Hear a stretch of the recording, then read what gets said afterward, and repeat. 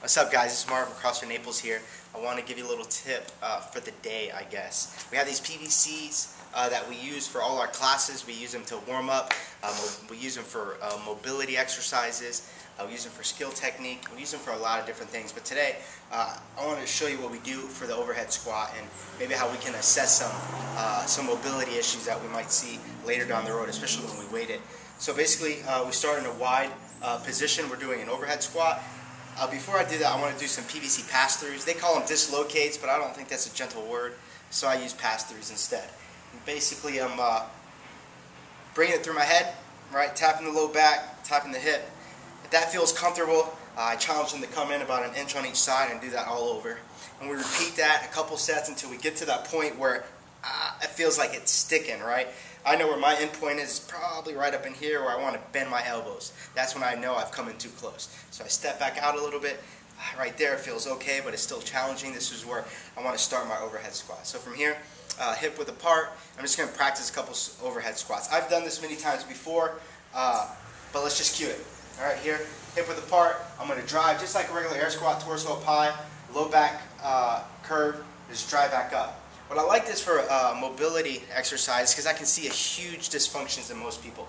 Right, one, obviously, if we see the client already struggling with this PVC pass-through, they probably have some immobility issues with the shoulder that I might want to work down the road.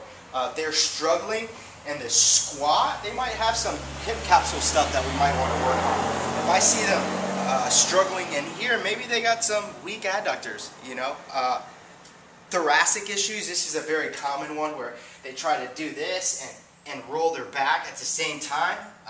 That's a tight thoracic spine. You might want to assess that. Not always the case, but sometimes it is. Here's another important thing. If they do start too close, someone like me who's got a pretty ideal range of motion, I can move through that freely.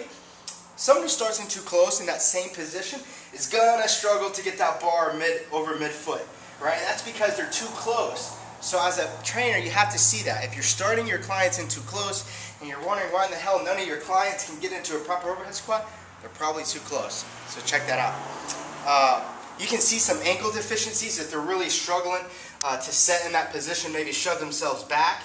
You want to look at some ankle, all right? Ankle, knee, hip, and shoulder are some of the most common dysfunctions there. Maybe a little bit thoracic spine, and it's not one-all approach, okay? For one client, that same problem might be a whole different dysfunction, okay? But that's a great starting point. All right, guys.